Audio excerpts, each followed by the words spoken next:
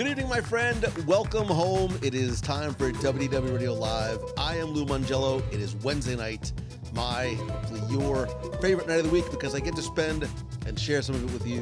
If you're watching live, thank you for being here.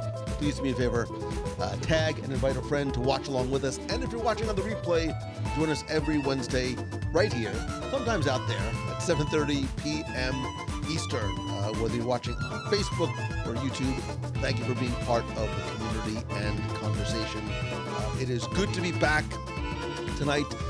It is all things Disneyland Paris. We're going to spend a little bit of time talking about this week's show, the incredible contest and giveaway that we have running for the next couple of weeks as part of our 30 Reasons to Visit Disneyland Paris podcast. I need to put these on so I can actually see what you're saying. Yeah, Jim says it's the second time I wear a hat. Listen, as my friend Lauren likes to call it, this is the unsexy side of entrepreneurship. The day has been long. It's been hectic. It has been nonstop. And listen, we're all friends here. In the interest of full vulnerability and transparency, I don't always make it to the shower. Like before, I just, I run in here, I start working, and it just sort of snowballs. The next thing you know, it's 7:27 and it's showtime. So here we are. This is it. This is me. And this is the way it looks sometimes behind the scenes. At least I'm somewhat shaven. That's somewhat of a plus. So somebody says the music is still going. I don't see it. All right. Well, it doesn't matter. Thank you very much for being here. If you're watching for the first time, thank you. Welcome. Tell me where you are watching from, and have you ever been to Disneyland Paris? All of you, let me know. Have you ever been to Disneyland Paris? And if not, is Disneyland Paris, now my hat's crooked. Now I can't stop looking at the fact that my hat is somewhat crooked. Is Disneyland Paris on your radar / Disney bucket list? Kira says, we've always wanted to go. We were in Paris only for a day. We saw the city, but next time we're there, Disneyland Paris will happen. It should happen. And one of the things we talked about, one of the first reasons we talked about why we love Disneyland Paris is not just the proximity to Paris, which is a beautiful city, by the way, very easy to get around, so much to see and do, but you can get there. Car was about 45 minutes. It's like half that time via train. It's very, very easy, and love the fact that the train literally goes right into the center of the Disney Village with Disney Studios Park and Disneyland Park, literally just steps away. So Pamela says, what insignia is on the hat? Trivia question. What insignia is on my hat? You should know this. I won't even give you any hints. Somebody's going to know it. Somebody's going to get it very, very quickly, I think.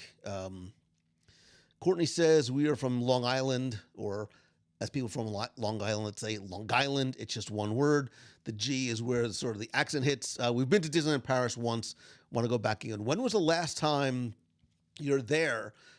Because there's so much, and this year has been my first time, but so much new for the 30th anniversary and in the past few years, not just including Avengers Campus and Pym Test Kitchen, which I love, by the way. But I love some of the decor. And if you can go to Disneyland Paris for like 1 hour, make sure it's at the end of the night, because you should go see the dragon, ride Phantom Manor, and then watch the Disney Dreams and Disney Delight shows on and over and around and with and through. Like, I won't even try and pronounce the castle again, but in front of Sleeping Beauty Castle. You can see and do those three things and get your time and money's worth. And just the park, we talk about it over and over again. The park is just so beautiful. So, Chauncey Friend, good to see you, brother. Long time no see. Sheldon says now it's even higher up on the list, which is good to see. You know, it's funny because Disneyland Paris was sort of always on my radar. For one reason or another, it didn't happen. Then COVID happened. A lot of sort of plans and blue sky plans got pushed back. And like I knew I wanted to go, but it wasn't until I went there that I realized just how much I was missing and just how much I was shocked. Shocked, I tells you, how much I fell in love with that park very, very quickly. Like the way that I described it on the show, that sort of just is really the way it is. Like the first time you see somebody, you're like, wow, he or she, like, so pretty. Like, but then the more you get to know them, like that's when you really fall in love with them. That's how I felt about Disneyland Paris on this trip. I thought she was beautiful the first time I saw her, but I really, really, really fell in love. And like, I'm anxious, like I'm jonesing to go back. And I know we're doing our Adventures by Disney next year to London, Paris, which, by the way, is sold out. There is a current wait list available. This is the part where Becky goes, we should just do back-to-back because there's so many people on the wait list. Maybe not back-to-back, but we are going next year, and if you are in London and or Paris, I will beat you to the punch. Yes, we are planning on doing meetups, hopefully before and or after in London and Paris, but I'm looking forward to going, and then after Paris, spending a couple days back in Disneyland Paris again. Jamie says, I went last year. It was spectacular. Jamie, it's those are the type of words that people use to describe the beauty of the Disneyland Paris park. And there's a new segment I'm going to introduce on the show either next week or the week after.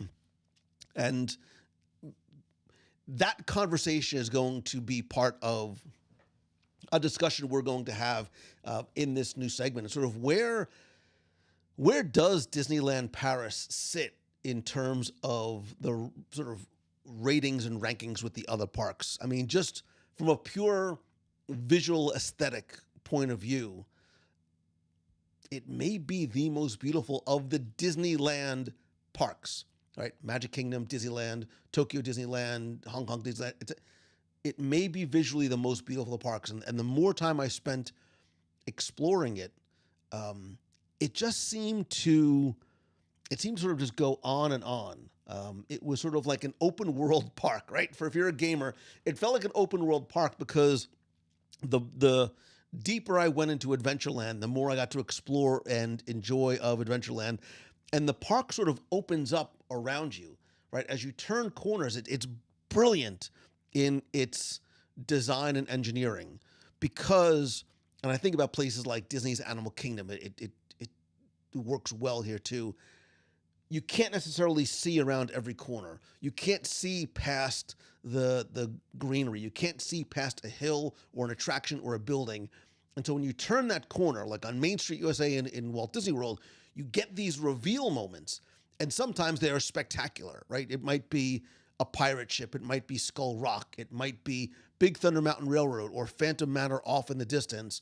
And sometimes they're just smaller and more subtle, but they're these wonderful reveals and the transitions from land to land and even within the land, because Adventureland, as we said, represents a number of different yet connected regions, but it flows into each other so seamlessly, going from sort of an African area to something that's more Middle East.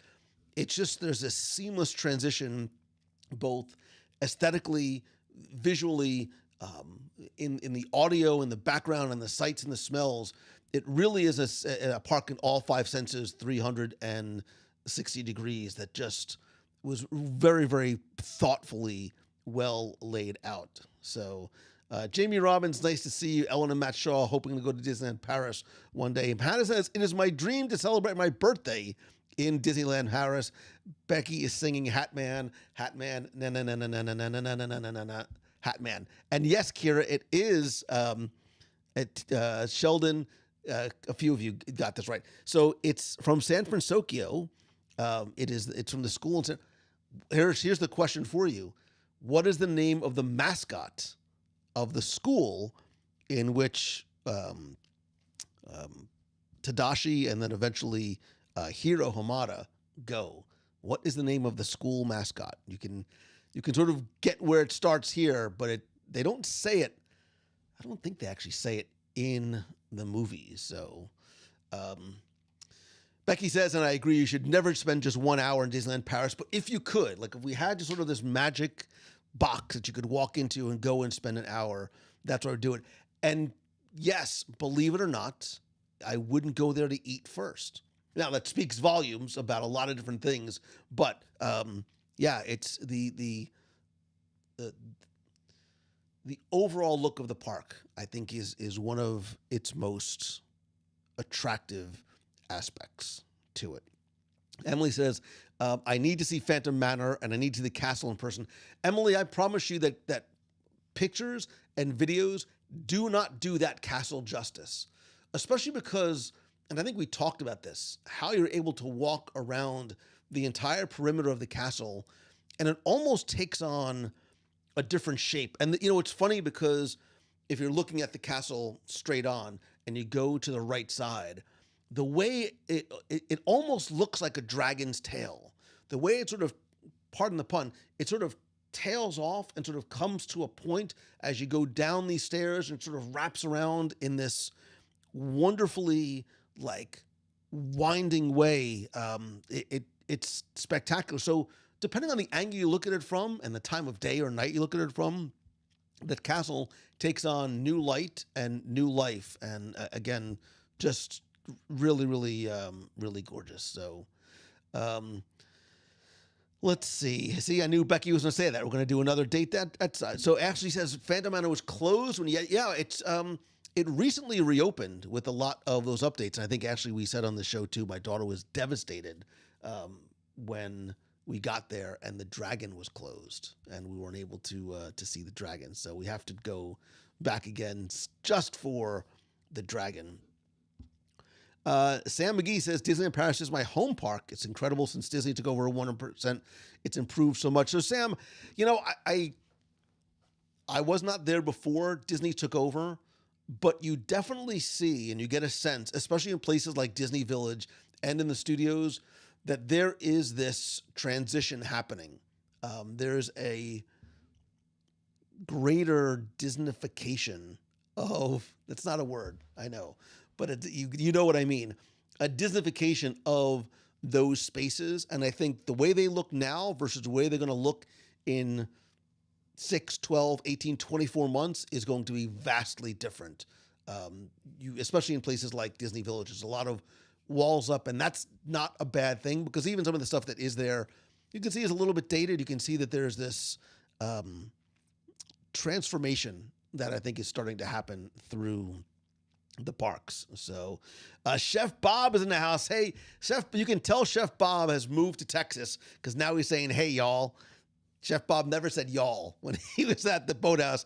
Chef, it's good to see you. How are things going with your new Italian restaurant, which I cannot wait to come down and see. I want to come down and see it. I want to review it, and I want to go live from your new restaurant with Chef Bob. Or do we have to call him Chef Roberto now because he has to have more of a little Italian flair?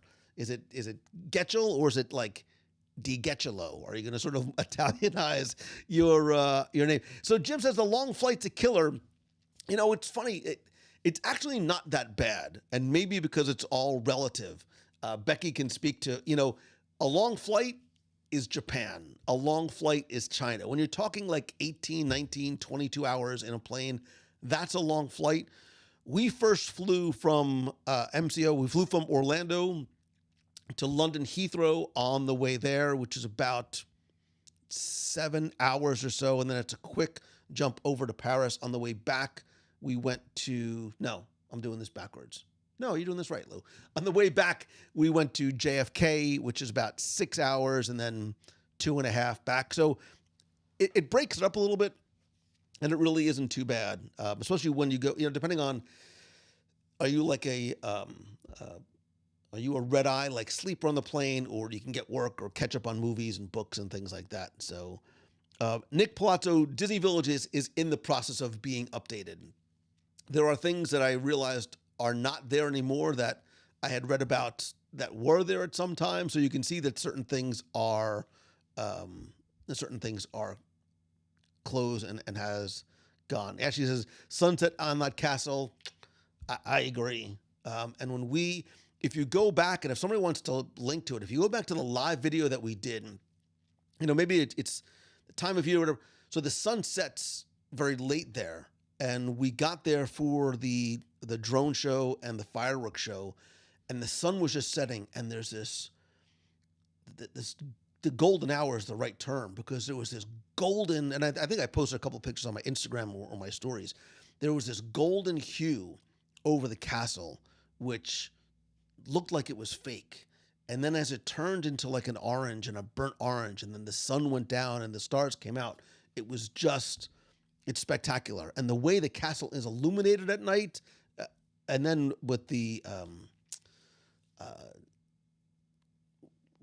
some of the twinkling lights that are on the turrets as part of the show is amazing. Mystic Renegade, the UK donut guy.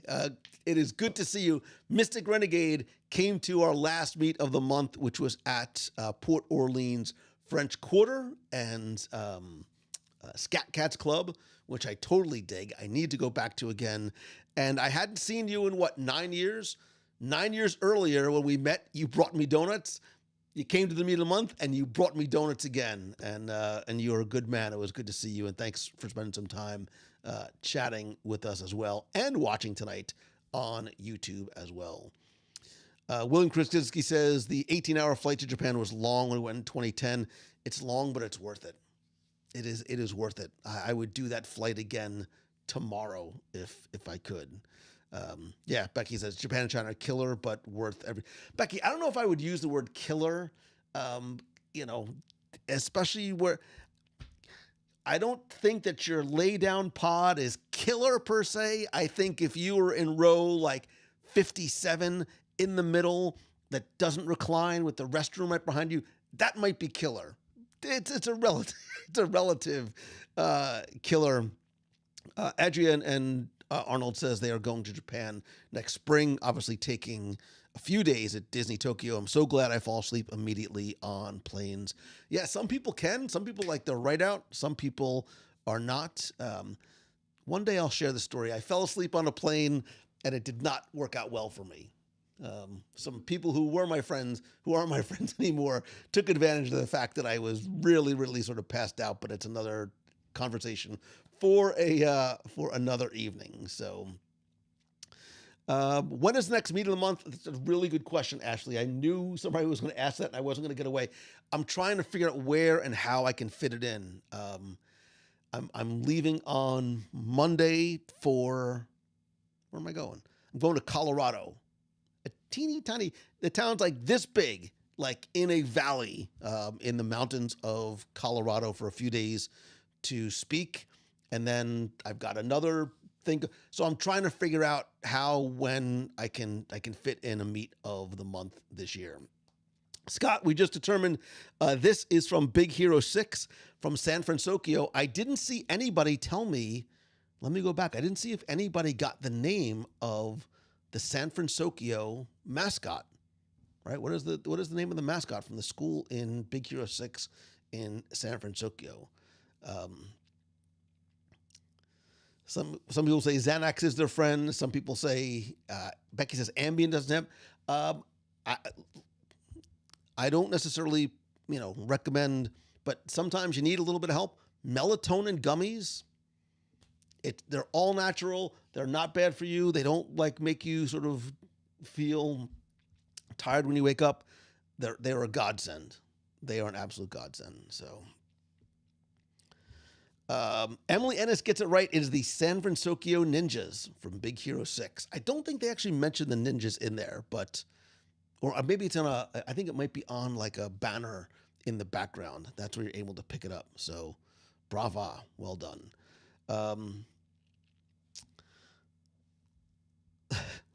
It just says I was born tired. It is my superpower. Bill says I need meds on the long flights. I like being able to.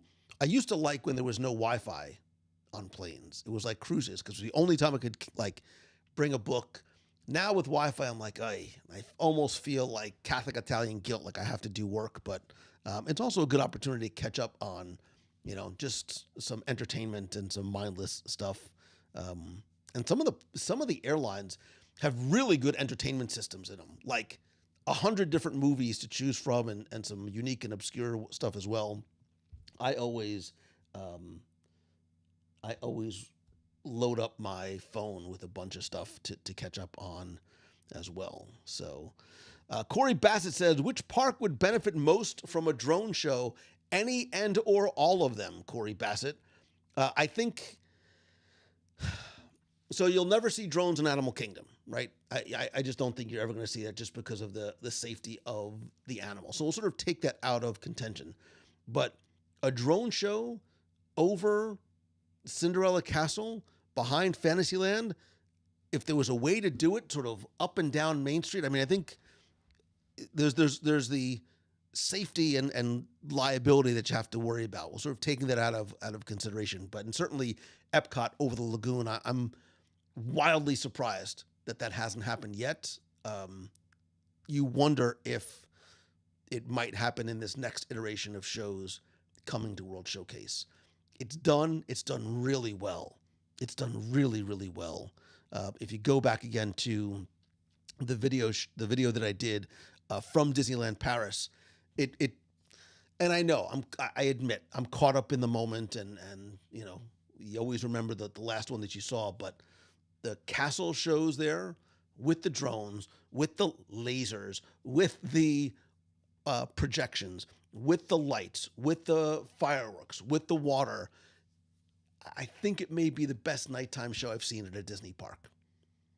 And I know that is saying a lot, but the backdrop of that castle and the way that they designed the drones, and unfortunately it wasn't here when we went last time, the drone show that they did in Walt Disney Studios over Tower of Terror, themed after, wait for it, the Avengers, we saw in March, was crazy good.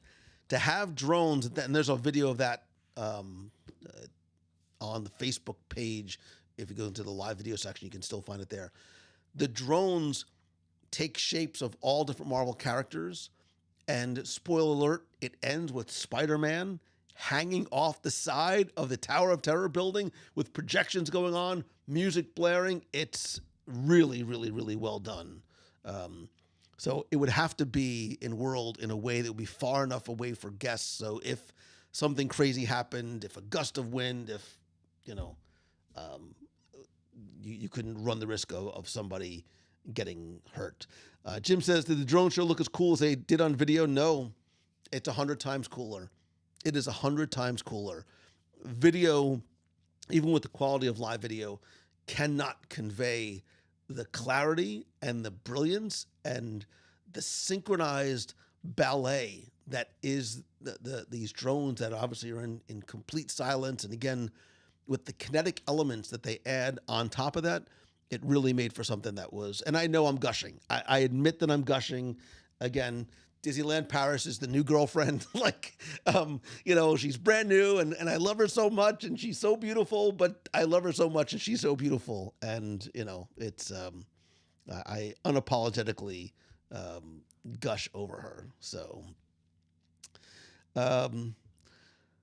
let's see if Epcot can move past the Stargate, then they have a big wow factor show. Well, yeah, I mean, look, drones are the new kites, right? Drones are the new Skylidoscope. Drones are the new iterations of things that they've done. Look, they've got that lagoon with a wide enough radius of a perimeter that you can have drones in there. I'm sure they've tried it. I'm sure they've tested it before. They've done it in Disney Springs that one time that we were there for Christmas a number of years ago. There's got to be a reason and a way that they can do it again. So, some people are talking about their favorite airlines. I love Delta as well too. I love Delta and or whatever airline will get me there nonstop, preferably. I try and avoid the Frontiers and the Spirits as much as I can, like the plague. But yeah, sometimes you just go where you have to go. So, by the way, and it's good that Becky's here, because if you have any questions about Disneyland Paris, I know we said we were going to do this on a specific Disneyland Paris show, but we might as well just take some here if you have any questions along the way. And I see that many of you said how much you'd love to go to Disneyland Paris for the first time. or to go back to Disneyland Paris again, cue the music. I don't have any music to cue. I mean, I could cue some music. I can cue some music. That is why, thanks to Disneyland Paris, we have a contest to help you get to Disneyland Paris. All right, now let's stop the music. Wait a minute. For the next 2 weeks, we are doing a giveaway to Disneyland Paris for not 1, not 2, not 3, but 4 people. This is awesome. I'll show you exactly what it is. So if you go to www.com/DLP giveaway, you can find this page and all the details that tell you all about what this giveaway entails, what you get. 4 days, 3 nights in Disney's Hotel New York, the Art of Marvel. It's where my daughter and I stayed. It's super cool. It was the old it was the old New Yorker hotel that they sort of did a Marvel overlay on top of. It's the closest by walking distance to any of the parks. It's super easy. It's well themed, good restaurants. You also get 4 tickets for 4 days for 4 people in both of the Disney parks. Food vouchers for, get this, breakfast and lunch and dinner the whole time, and a lot of other epic surprises as well. A lot more to see about what is going on for the 30th anniversary, as well as what this entails. And here are the details about how to enter. You can also find them on the podcast this week. Everything takes place on Instagram. So my Instagram is instagram.com/Lou Mongello. You'll find a copy of this in the post there. It's easy. Like, subscribe, join the community, subscribe to the newsletter. You've probably done all those things already, I hope. Follow me on and Disneyland Paris on Instagram. Respond to a question, right? What thing would you love to experience most? And then tag somebody you want to go with. You can answer and respond more than once as long as you tag a different person. The more you enter, the better chance you have to win. And then the contest is going to run until next Sunday, June 25th at 5 o'clock, and then I'll announce it on Instagram and the show. And then here's all of the specific terms and conditions and the legal mumbo jumbo that you need to know. But yeah, we have, we've given you 30 reasons. You got about 15 of them on this week. You get the next 15 there. But this is a great opportunity to visit or go back again to Disneyland Paris. And I'm really, really excited to go this. Stan Solo says, did I like the Marvel show at Studios or the nighttime show at Disneyland Paris? But you know what? I didn't think that anything was going to beat the Marvel show because, I'm a Marvel guy. Look around. I liked the show in Disneyland Paris better. I liked the music, the drones, the story, the lighting, the effects. I loved the Peter Pan shadow story and the selection of classic and modern Disney music that is classic and modern Disney music. It's not redone. It's not a new updated version of it. It's the songs and the characters that we know and love. There was an emotional connection to the castle shows here that I haven't had as much in some of the other parks recently. So the Disneyland Paris contest, the giveaway is open for not just Canadians, our friends to the north with oh so good poutine, but anyone can win. You just need to get yourself there. I can't get you to Paris, but if you can get yourself there, I believe anybody can win. So everything is in the terms and conditions. So Paris and Disney, 2 of my favorites, says Mark Lamoyu. It's Stan Solo, I love Paris so much, I would move there. My daughter said the same thing. She's like, I could see myself living in Paris. I'm like, well, I guess I'm moving to Paris. It's fine. I should probably get DisneylandParisRadio.com because just in case. And yes, Corey, if you want to bring me, if you win and you want to bring me, not that this will impact, it's going to be completely random how the winner is chosen, but I wouldn't say no. I would not say no. So, oh my God, we're going to have so much fun. It's an easy flight. 8-9 hours, boom, you're right there. I could do it, no sweat. Becky Mankin, it hits all the Disney fan targets. I agree. That's a great way to describe the nighttime show there. It is, and again, that castle helps make that show even better. So, Laura, did you get a chance to eat any macarons in Paris? I heard Disneyland Paris has some delicious. So we did. They had some at some of the restaurants we went to. We went to. Oh gosh, why am I forgetting the one on Main Street? Because it's not the Plaza. It's their version of the Plaza restaurant, the Plaza Corner, whatever. They had some 30th anniversary macarons. We also had some in Paris. I wish my daughter was here because it was a famous macaron place that it begins with an L. We went to and we said, "Oh, we'll get 6 of them. We'll eat one each and we'll bring the rest home." We ate them all. We ate them all because they were so good. So, Kevin Shea, good to see you, brother. Love the contest. So generous. Been to Paris a few times. Never to Disneyland Paris. No, never to a Disney park. Paris is special, brother. You have got to go. You have got to go to Disneyland Paris because it is that beautiful. I'm sure there's a research trip you can put in there at some point. So. Angela Batista, don't you dare. But I almost didn't say it out loud. So, I see a lot of people talking about going to see a theater show in London. We didn't get a chance to do it in London or Paris, but I had some other friends. I'm not sure if he's here. Was sending me and my daughter pictures from a couple of shows they went to in London. They said that the theater experience there was remarkably good. For Lauderay, I'm not pronouncing it right, but that place, that's it. Really good, worth every penny. I don't even know what I spent because it was all in euros, but Lauderay, whatever, so good. So yeah, we had a blast, and I'm happy that we're able to offer the giveaway for you. And listen, it's okay, because even if you don't win, I have another way for you to get to Disneyland Paris. In fact, it's even a better way because you can go when and how and where and with whom you want by going to visit mousefantravel.com. Look at that segue. Look at that. It's just like she wrote it.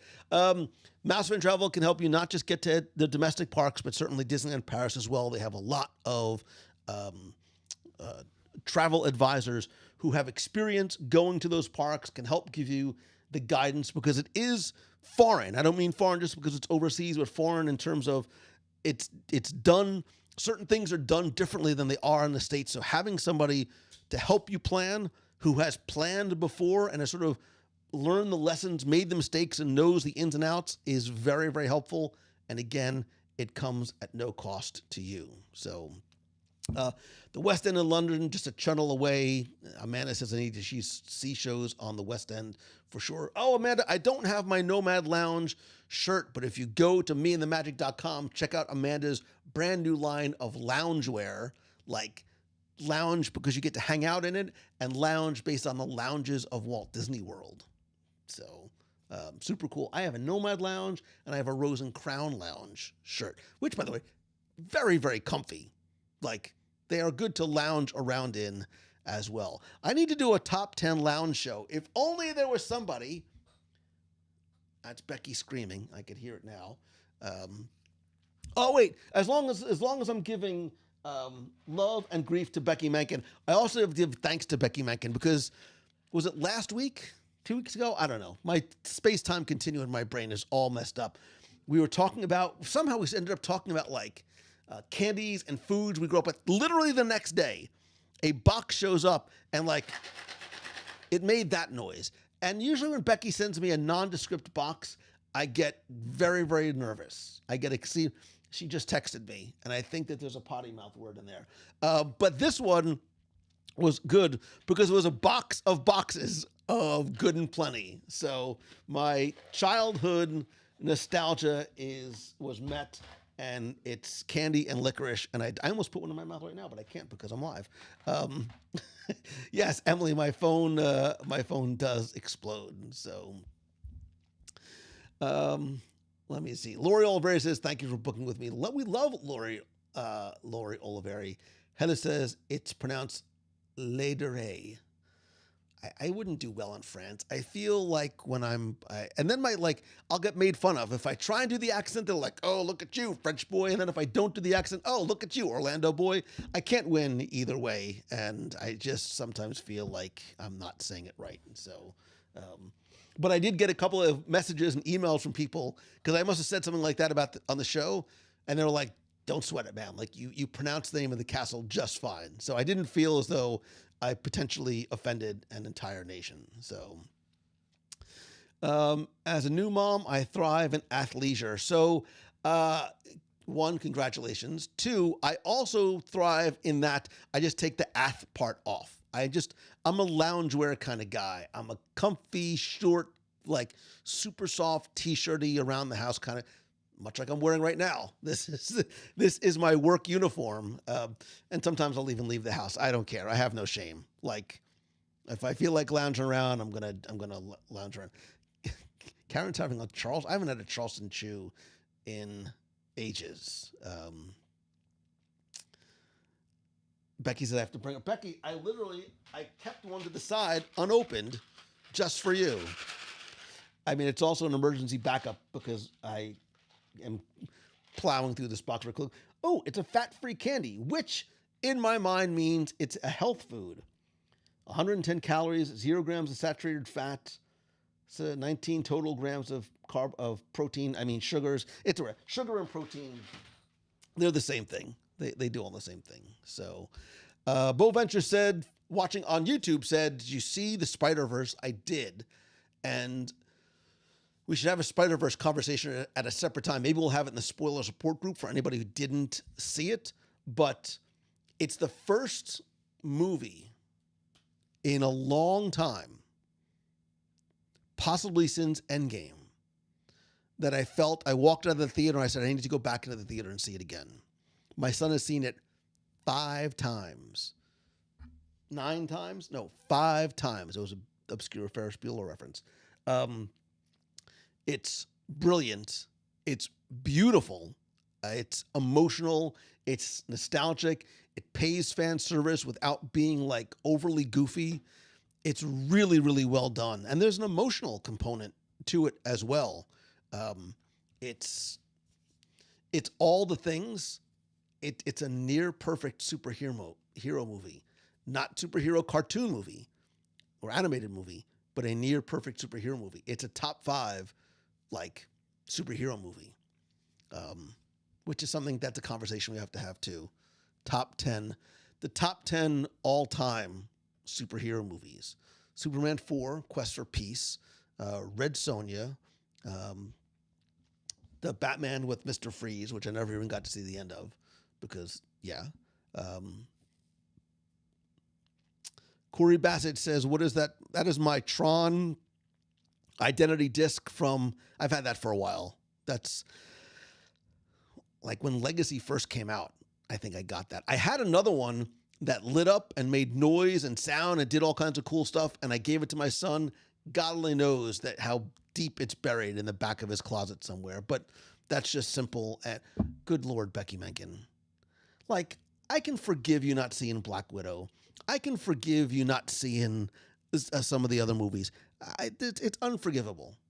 It's inconceivable that you have not seen Into the Spider-Man. And do not watch some of these movies on your, I can't call it a little screen, on your giant flat screen TV in your pod in first class. You need to see Spider-Verse in the theater. It's also one of the movies I think has to be seen in the theater to get the proper effect. So, by the way, speaking of Spider-Man, rest in peace, John Romita Sr., one of the early artists of Spider-Man who really helped to mold and define who that character, I should see those characters, Peter Parker and Spider-Man, really were. One of my favorite all-time Spider-Man artists. I love Ditko. I love some of the early stuff, that sort of very early 60s look that it had. But Romita Sr. is also one of my favorite artists. So, Let's see. Our longest wait at Disneyland Paris was 45 minutes for Crush. Rain on and off all day. We actually had beautiful weather. It was perfect. It didn't rain. It was in like the 70s every day. It was a blessing with the weather. When you go to Disneyland Paris is important too. Again, something to talk to your Mouse Fan travel advisor and get some advice from other people, because it gets cold, like really cold. It snows. There's rainy season. So, and I would like to actually go when it snows, because I'm sure that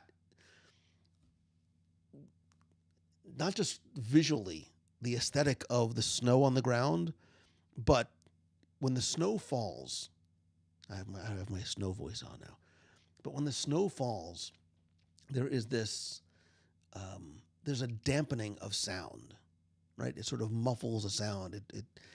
And there's a quiet that's associated with that. And I would love, love, love to walk on Main Street in Disneyland Paris, like right after a fresh snowfall, and just listen.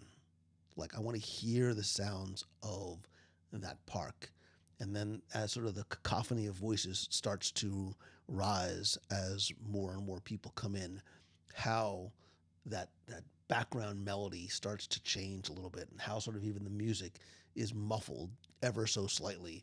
It's probably gorgeous. It is probably absolutely gorgeous. So Brian Jones says it's a work of art come to life. I think you're talking about Spider-Man, but I think you can also be talking about Disneyland Paris as well. So do you need to see the first Spider-Verse before seeing the second one? Yeah, Stan, I think you should. I think you should. I think you could see the second one, but I think certain things just won't make any sense to you. And then there are certain moments that will not have the same level of gravitas because you haven't seen the first one. So,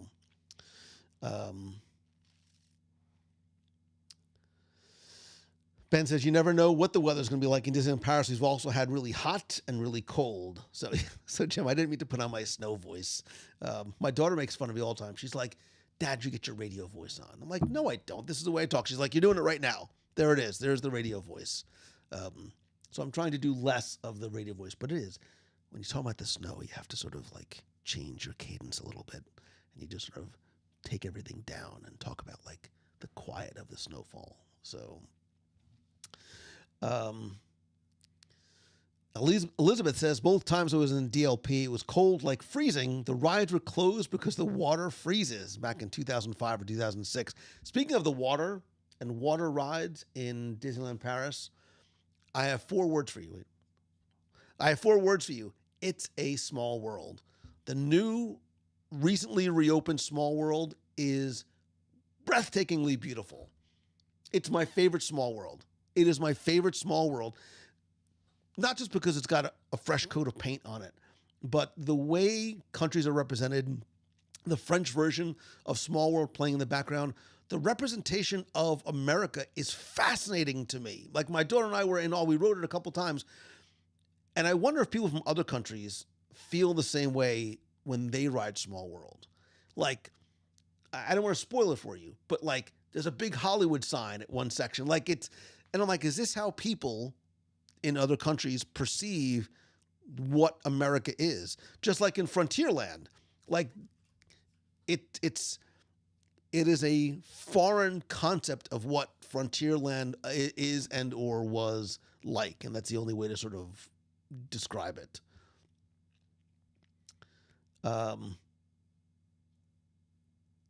Let's see. Corey says, yeah, the new 1,000-foot drop on Small World is great. It's the Ring of Fire really is the thing that surprises me most. Hyperspace was fun. We didn't expect anything. Cowboys and chaps. The Crush's Coaster queue, Amy, the Crush's Coaster itself was a huge surprise. You see the little vehicle outside, so you get a sense of what it's like, but it's a very fun, very different type of attraction. Same thing for Indiana Jones and the Temple of Peril, which I understand was another attraction. Was sort of, but it's a very rough ride. Indy was even my daughter's like, yeah, this is a one and done for me. Ashley, great question. Now that you've recently visited, how many days would I recommend for visiting Disneyland Paris? You can do it in 2. I think you can do it in 2. You should do it in 3. I think 3 days is the right amount of time because there's not a ton in Studios Park, and I think that Disneyland Paris should be savored. It's not just ticking attractions off a list. There's a lot of things that you need to sort of go slow and see and explore and then do again. The Premier Pass, without doubt, is the best in money you're ever going to invest. $100, whatever it is absolutely worth it. It is a really, really good, smart way. I don't know if it would work here, but man, they've got it right down there. Getting that pass, being able to walk to any of the attractions that are available anytime you want, using your pass, skipping the line. We didn't wait for anything. Like, we waited for nothing. We had time to spare, which we loved because we could just take in the park and just wander and explore. There's no paper maps. So you have the map on the app. Didn't mean to rhyme. You have the map on the app, but I think the park is designed just to sort of let yourself go. And the last day, I didn't know this, there's like a secret shortcut from Main Street to Frontierland. Like, you skip going all the way out and around. There's this little hidden pathway to Frontierland. I'm like, that's awesome. It's little things like that I really loved and loved exploring. So the long answer for your short question is 3 days. French, without a doubt. I think it is the best investment of money to do that. Stan Solo, I also agree. The music in the park is beautiful. Howie, also the detail in Small World is exceptional. It is really, really, and both inside and out. Inside and out, the attraction is gorgeous. Let's see. Is paying for a Premier Pass worth it?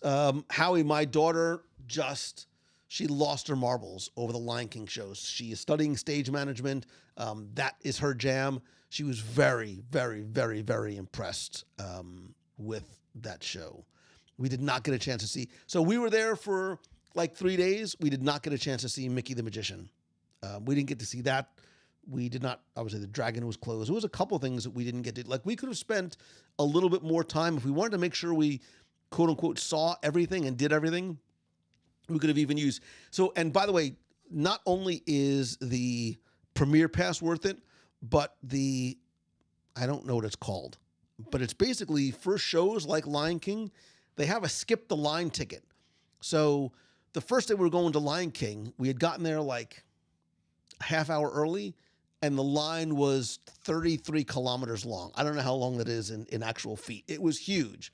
There was no way we were getting in. I realized at that point that you could buy a reserved ticket for another show. So we did it the next day. There was 5 people or so in line in front of us for the showtime we selected. There was maybe, 100, 200 people, whatever it is. But you skip the entire line. There's a separate queue. You go in early, reserved seats, front and center, best view.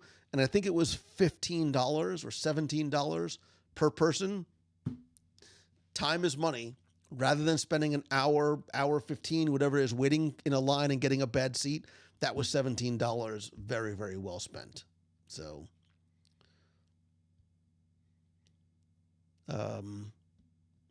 yeah, the different currency. So I just the euro is basically $1, right? It's like 1.07, whatever it is. So I just sort of equated the euro to be $1. French, the best time of year to visit. The weather this time was perfect. It was shorts and t-shirt weather, and then it got cool at night. I had a fleece or a sweater in my bag for nighttime. When we went in March, it was colder. It was rainy and drizzly. It was a little bit more gray and overcast, depending on what your sort of jam is. But we had to have jeans, sweaters, and jackets, and hoodies and umbrellas. This was shorts and t-shirt weather going in late May. So take that information and do what you like with it. But it was a really, really, really nice time to go. So Let's see. Let me quickly go through. Let me go back.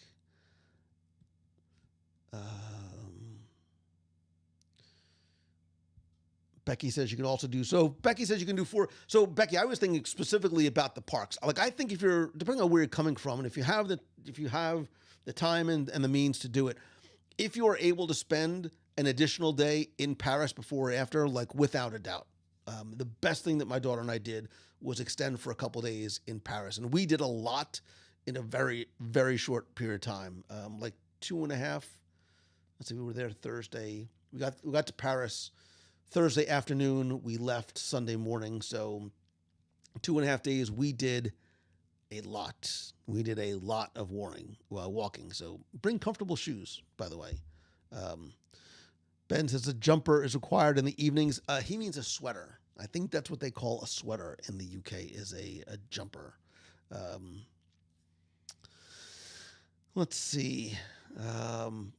Yeah, I have some friends. I saw somebody mention Belgium. I have some friends who go to Disneyland Paris very often. And the last time when we were there in March, they were there too, but they actually they had just taken a train over to Belgium for the day. So it sounds like a lot of other places are easily accessible from Paris. And again, having that train station there, and once you understand how the trains work, it was great. Even we did an Uber one night. There was one night that the trains weren't running. We went with Becky in March. They had gone back early, and we stayed to see. What did we stay and see? We stayed to see the drone show. We stayed to see the drone show in Studios Park, and we took an Uber back, and it was not expensive at all. There's Ubers come right to Disney Village, so it was very easy as well. So, Amy says Disney California Adventure or Disney Paris Studios. It's not even close. The Walt Disney Studios in Disneyland Paris right now is, there's not a ton to do there. Crush's Coaster, Remy, the Toy Story Land, Avengers Campus, Tower of Terror. Other than that, there's not really a ton to do there. You can get a lot done pretty quickly, especially if you have the Premier Pass. That's going to change when some of these attractions, I think, get updated, whether some things get brought into the studios when Frozen opens in 2024. So I love California Adventure. So they are on, I think they're on different planes right now. That being said, Avengers Campus there is very cool. Flight Force is a great attraction. It wasn't an original roller coaster that was themed with Tony Stark and Captain Marvel, but it's a great experience. So let me see. Nothing beats the bullet trains in Japan. William, I agree with you. Going to Japan is on the list as well. How have we not talked about food? I think we mentioned it a little bit on the show, or we're going to mention it on next week's show. Food is done differently in Disneyland Paris. And to just sort of quickly summarize, all table service restaurants are prefix. Even Pim's Kitchen, which is a buffet. So you pay a single price, and then you have an option to choose from an appetizer, an entree, a dessert, and then if you do the wine pairing, sometimes they have wine pairing options. So like Waltz was like $55. You could choose one of the three, and I think $70 was with a wine pairing option. It holds true for all of the table service restaurants. There are no a la carte. So we ate at Remy's restaurant in Walt Disney Studios Park. Same thing. Everything was prefix. Even the snacks, like if you're looking for the snacks that you're used to in other parks, there are no chimichangas. There are no hot dogs. There are no churros. Like a lot of things that you're used to are not there. You'll find beignets. You'll find crepes.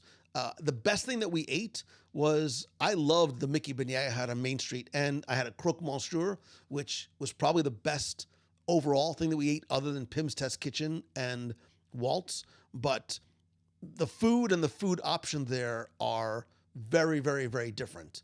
But you'll also find things like you'll go to an ice cream stand outside of Alice's Curious Labyrinth, and they'll have espresso there. So we made, like Marion talking about, making like affogatos, which is like ice cream with espresso in it. So The portions are absolutely worth the price. Like, we never left hungry. I did feel that sometimes, especially in places like Remy, they might be smaller than what you would get in the States, but the prices weren't crazy as well. I felt that Walt's was a great value, and I think it was $50 or $55. By the way, did I mention that for like the giveaway, they're giving you food vouchers that you can use throughout the parks and resorts? Phew, crazy, I know. And sometimes you just want like a croissant or something in the morning. But we did the breakfast buffet at Art of Marvel, which was nice because they had like sort of like an American buffet, and they had like the French buffet, and they also had stuff that you see like for more English guests, like an English breakfast with like beans and things like that on it. So Becky says he also has the best meal plans too. I know you were talking on the show about the different names of the meal plans there as well. So let me see. What else? Let me just catch up. Firefighter 2 says, talking about the food, I'm so happy that they brought back the dining plans. I think a lot of people are very happy as well. Tom Free says, what were your impressions of the Disneyland Paris cast members? I liked them very much, but it was a different vibe, of course. So, I think many, many years ago when the park first opened, and I hadn't gone, so I can't speak to it, but there was a reputation about the French cast members not giving off the same warm and fuzzy vibe that American cast members necessarily did. I feel like that has changed, or at least my experience in going. I felt that the cast members were very friendly. The language barrier was never a barrier. Everybody spoke English and didn't seem nobody ever seemed mad if you couldn't speak French or if you didn't try to speak French. I was almost afraid to try and speak French because I didn't want to really get them upset with my poor pronunciations of it. But I thought they were all very, very friendly. They were very nice. So I didn't really see any of that at all there. So let's see.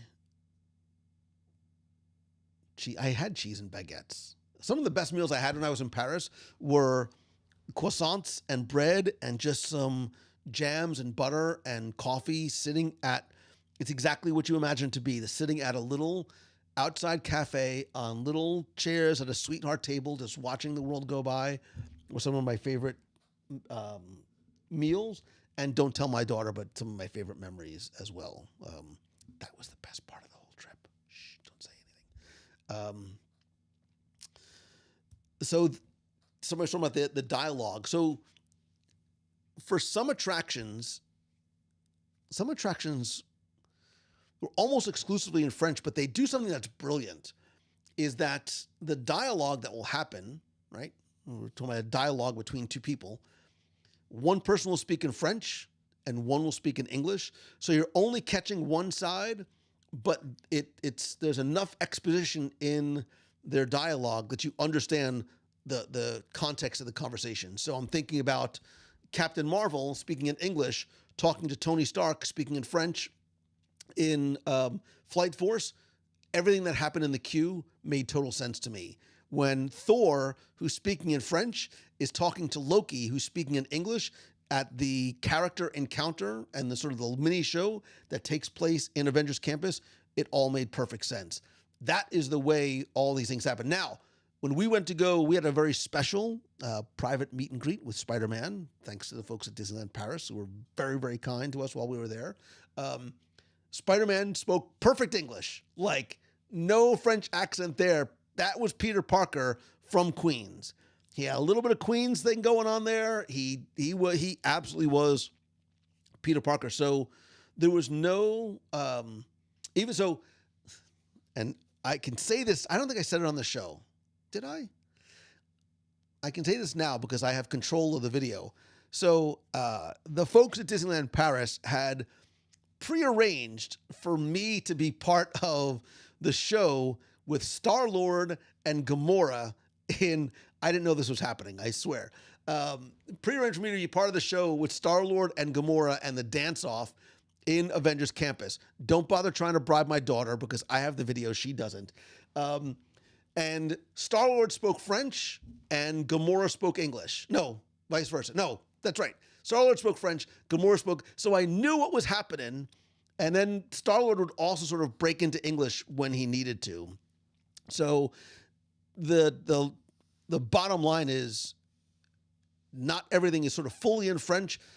Even in Haunted Mansion, Phantom Manor, in the pre-show, and I love the Vincent Price dialogue that they brought in, which he recorded, because I loved Vincent Price. Like, I know I'm old, but like the old Vincent Price movies from like the 50s and 60s were awesome. His dialogue is in English, and then they have a French narrator sort of interspersed with him, so you clearly understand what is going on. Becky, stop. You can say Thor, but don't say yummy because you make it weird. Like, really weird, borderline creepy. But yes, there's video. It's actually right. I actually have the video right here on my phone. Want to see it? Psych. It's not happening. It's, I mean, you'll see that before you see the grease tape, but I am an honorary guardian of the galaxy, Drew Pike, and I pulled out some. Wait a minute. Did I even pull out a grease dance move? I might have. I shouldn't say this out loud. Wait a minute. Yeah, I'm going to go burn my phone. I got to go. There's no way I'm going to show it. Denise also loves the Vincent Price move. The Pit and the Pendulum. I remember watching these like on Saturday or Sunday mornings as a kid, and I wonder if they still hold up. There was another one I started watching on streaming not too long ago, but it was really, really late at night. Maybe one of these nights I'll... Angela Batista, it's not on the internet. And I can talk about it and not show it because... Let me see if I can find... I mean, I'm not going to show it to you, but it does exist because it's on my phone. Oh, yeah, there it is. Yep, there it is. Wait.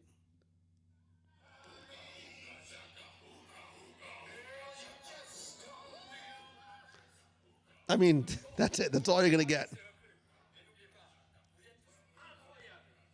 Incroyable. I mean, he wasn't talking about my dancing, but incroyable is that's it. Becky, you're never going to see that video. I'm going to delete it from my phone. I think I might just put it on a USB drive and then like put it in cement like I did the grease tape. How much is it worth to me? Yeah, there's Rebecca says there had to be other people there with cameras. Fortunately, they're all French. So good luck trying to find it. So it could have been more embarrassing, but it wasn't, it's not like I was breakdancing. Or did I? No. Don't give me the for the children thing. So Nick Palazzo says, I'm torn between DLP for the second time or Tokyo for the first. Nick, I know we're talking about Disneyland Paris, but Tokyo for the first time. It's not even close. Tokyo is a must do. You could even, not that you should, but if you have to only visit one park there, I'm going to say go to Tokyo Disney Sea. Tokyo Disney Sea is still the best of the best of the best of the best of all parks. So it's just different and it's on another level. So look at everybody like telling Becky how to try and get the video. There is no iCloud backup. It's been removed from my Google Photos backup. Okay. I'm getting direct messages and texts. Bribe, blackmail, cash. None of these things are going to work. So, but yeah, Tokyo Disney Sea is absolutely the answer. So, but yeah, so there's still a second half of our discussion of Disneyland Paris that's coming next week. Tomorrow is Thursday, which is, I can hear you saying it, it's Archive Day. I have a show from the archives that I am choosing for two reasons. One, because I happen to get a number of questions about it for some reason this week. I got a voicemail, I got an email, and then I think there was a conversation in the discussion forums about it, and 2, because of Jim Korkis. It's an episode that I did with Jim Korkis. I won't, repeat too much now, but you did see, hopefully, in the clubhouse, our very close friend and my very close friend, Jim Korkis, has been going through a very rough time. It just got a lot rougher. He said I could share this, so this is not speaking out of turn, but he's very, very sick. He's been recently diagnosed with stage 4 cancer. We have a GoFundMe going for Jim Korkis. You can find the post in the clubhouse, or you can find the GoFundMe by going to wdwradio.com/helpjim. I want to make it as easy for you to find as possible. If you can't donate anything, that's fine. If you can send up prayers, thoughts, good juju, whatever it is that you do to sort of put it out into God or the universe, I know Jim and I would really appreciate it. I saw him yesterday, and spent a few hours with him. I'm going back again in a couple of days, and I know it would mean a lot to Jim. So Garrett says, love that. So yeah, I was trying something different tonight. Garrett, sort of multi-streaming to Facebook as well as to YouTube. I know you said you like, there's things that I like about YouTube, there's things I don't like about YouTube. The lack of community aspect is part of the issue there, but we'll see. I will definitely keep doing it this way as well. A couple more quick questions. I like the shopping and the merch at Disneyland Paris. We love the shops themselves and the shopping too. I really didn't bring myself anything back other than when we were there in March. The only thing I brought back was, which just goes to show you how much I love it, was a book about Phantom Manor. And they have a few of these. There's a Space Mountain book. There's a Phantom Manor book, and I think there's a third one in this series. I don't know what the other one is. Let's see if it says it in here. But it's beautiful, like with concept art and early drawings and stories. It's really, really, I haven't had a chance to actually read it yet, but it's a beautiful, beautiful book. So that was the one thing that I brought home. But if you are a member of the WDW Radio Nation, raise your hand. If you're a platinum member of the nation, raise your hands in the air and wave them like you just don't care, because you are getting a Disneyland Paris care package coming very, very, very soon. So stay tuned. And thanks to all of you who have been helping out with Jim. Jim is a treasure and a font of knowledge, and he's been a good friend of mine and a supporter of mine. And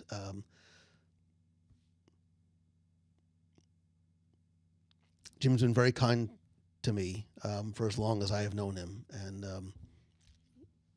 he just needs some friends right now. So anyway, okay, moving on. Let's see. There's any quick questions that I could answer before I let you go for the night. I know some people like Facebook, some people like YouTube better, so we're going to try this. I'm going to go back and I'll watch the YouTube video and see how the quality is. Flip, good seeing you, man. Congratulations again on your son. And yes, I did not see PhilharMagic while we were there. PhilharMagic's in Tomorrowland in Disneyland Paris. Again, things sort of get like gap fillers sometimes, but the rest of Tomorrowland, Discoveryland, is absolutely beautiful. Discoveryland, I really love the Discoveryland aesthetic and the theming. The Nautilus was closed again, which I was bummed about, but hopefully next time we go, it should be good to go. So, all right. Final question. The best attraction in Disneyland Paris. If you're talking about ride, specifically ride, it's Phantom Manor. It's Phantom Manor. I don't think, for me, I don't think anything else comes close. I don't think anything else comes close to it. It's really, really good. It's a unique take and spin on the Haunted Mansion with the extra scene in the end, which there's a really rich story that's told there that bleeds out not just from the attraction but into Frontierland. So it really ties the land together. It makes Phantom Manor make sense in that land. And I think for those of you who've been there, it seems like Becky says Phantom Manor, Stan Solo says hands down Phantom Manor. So yeah, Dave, I know we live so far. We live so far away. I know we say it all the time, but really, when I'm back from traveling, whenever that's going to be, we'll grab some lunch or coffee one of these days. So, and no, the dance off will not be on YouTube. I'm going to go burn my phone when we had a nice run, but it's that's where it shall stay. I might as well just delete it. I should just delete it at this point and hope that and just take the memories with me. So. Anyway, that is going to do it for this week's show. Thank you again for tuning in tonight. Please help spread the word about this week's podcast about Disneyland Paris. I would love to know your thoughts. You can continue to post those in the clubhouse where you can be part of the community and conversation. And don't forget about our Disneyland Paris giveaway. Win a vacation for 4 to Disneyland Paris. Your tickets, your hotel at Art of Marvel, vouchers for breakfast, lunch, and dinner, and a few other surprises as well, which I can't tell you about. Definitely stay tuned for that. Other events that we have coming up, we still have some room available and an extension of the $750 per person discount to our Christmas Market River Cruise on the Danube, Nat Geo Expedition. I cannot wait for this. To find out more, get a no obligation quote, visit www.radio.com/NatGeo23. I know somebody asked about London, Paris. It is sold out for next year, but you can get on the wait list by going to www.radio.com/ABD24. And of course, for any of these or anywhere you want to go, please go and visit mousefantravel.com. What else? I got an email yesterday, which was the day after my early bird discount for my Momentum Weekend Workshop ended. So just for you, because you're watching on the live show tonight, I created a discount code for you. If you want to still save $100 on your ticket, you can use discount code podcast100. I'm going to have an announcement later this week or early, probably next week. I'll have an announcement. I'll probably do a live show announcing some of the speakers and sessions. I think this is going to be our best year ever, including not 1, not 2, but now it is 3 days long. I'm forgetting other stuff. I don't know what it is. Whatever. It doesn't matter. Don't forget, by the way, to be part of the community conversation over in the clubhouse. Thanks to everyone who is part of the WDW Radio Nation family. I sincerely appreciate you and your love and your support and your friendship. And of course, finally, most importantly, always remember to choose the good, to be the good, and inspire others to do the same. Positivity, my friend, is contagious, and it starts with you. I love you. I appreciate you. Thank you for your friendship and support of me, of our family, of Mouse Fan Travel, of Jim, and everything that you've built here in the clubhouse. So until next time, see ya. Oh, I may be live tomorrow. Bye.